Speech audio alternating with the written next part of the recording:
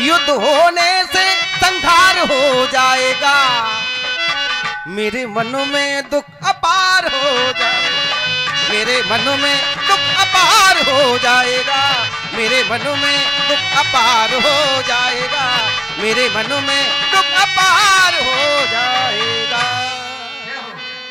ये सुंदर संकेत है प्रभु राम जी के सुंदर अभिनय पर 51 पत्र मुद्रा परम आदरणीय परम सम्मानीय आप है श्रीमान अजय शर्मा खिरिया खुर्द निवासी। आप प्रति सुंदर बातों पर 51 पत्र मुद्रा प्रदत्त है। बहुत बहुत धन्यवाद है। शालीवाल है जो मंत्रियों कठिन द्वार, मैं सभी से पूछ रहा हूं, मंत्रियों कठिन द्वार लंका के बताए चार, बोलो युद्ध कौन से प्रकार सो मचाओगे, बड़ा ही विशाल वीर रावण को लीजे जान, मान अभिमानी के कैसे तुम ढहाओगे, मिथिलेश की कुमारी प्राण प्यारी हमारी प्रिय, ताह कौन भांति उस रारी सो छुड़ाओ। बताओ हनुमान, कौन सा बनाए विधान जिससे वो शत्रु हो जाए परेशान, बताओ। हे प्रभु, मेरे विचार से तो सेना की 4 प्रकार की टुकड़ियां बना दी जाएं और चारों द्वारों पर एक साथ आक्रमण किया जाए। लक्ष्मण जीवन के सच्चे मित्र, क्या करें? सीता को पाने के लिए कोई यत्न किया जाए, कोई प्रयत्न किया जाए, या फिर इसी तरह शांत बैठा रहा, बताएं। आदरणीय प्रभु, हनुमान ने जो विचार रखे हैं, आज हनुमान के विचार लक्ष्मण के अनुकूल हैं, क्योंकि प्रभु आप कहते हैं लंका पर आक्रमण कर दिया जाए।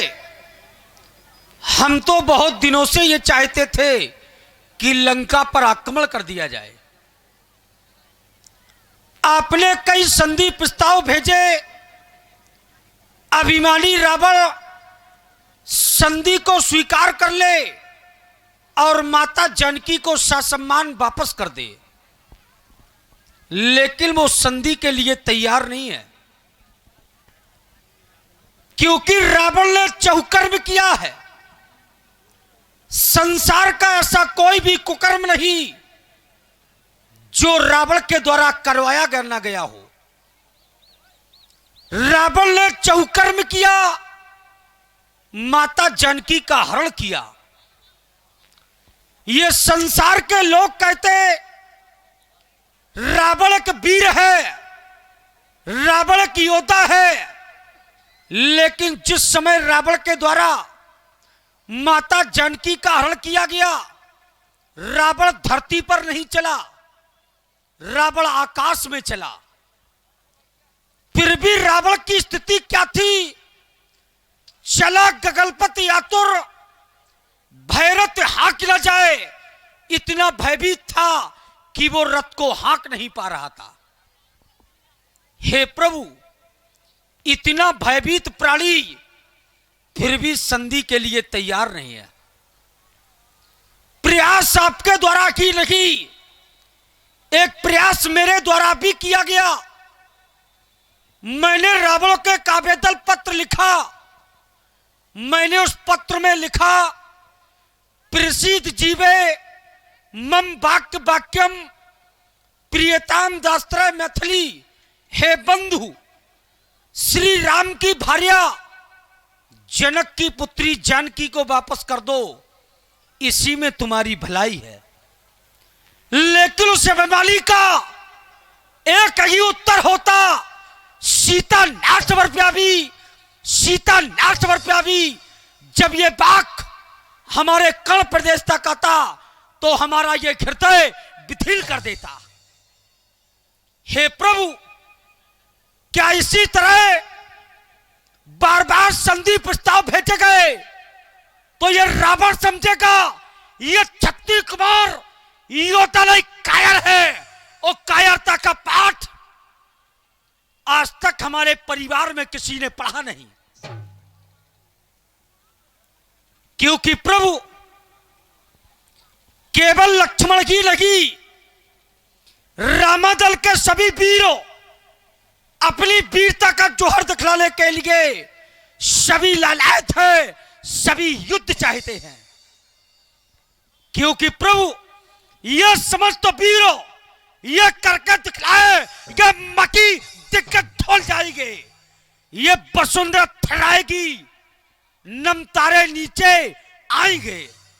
रघुवंशियों की पूर्ण परीक्षा आज भैया होने दो, हो जाए जो होली को नाथ होने दो, बस प्रभु धनाधन होने दो, धनाधन होने दो, लंका में युद्ध होने दो।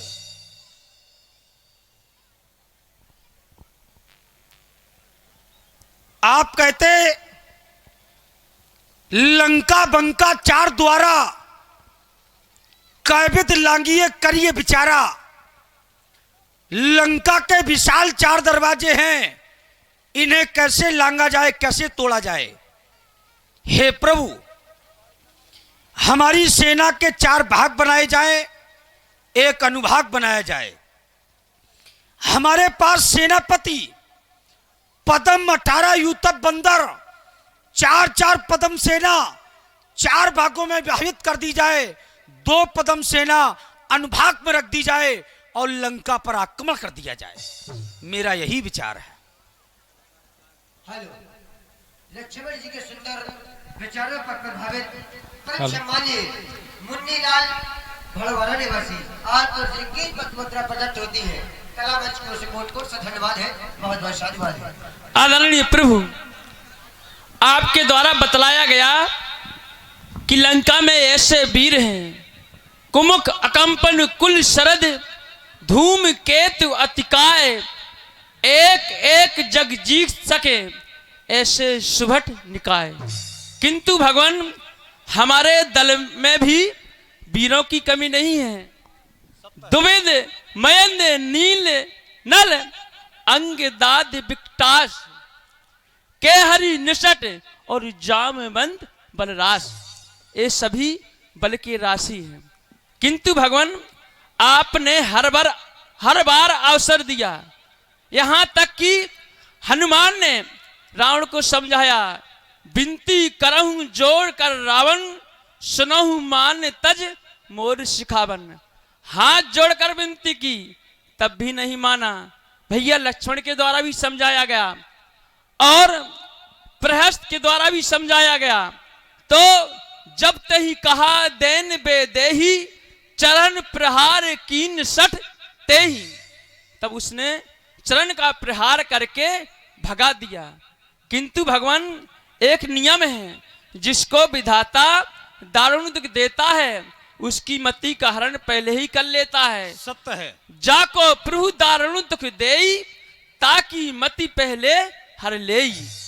और फिर बाद में कर्म चाहे जैसे करे, वो ये नहीं सोचता कि मैं कौन से कर्म कर रहा हूं, फिर बाद में सर को पीटता है। सो परित दुख पावई, सिर धुन धुन पछताई, काल ही कर्म ही ईश्वर ही मिथ्या दोष लगाए।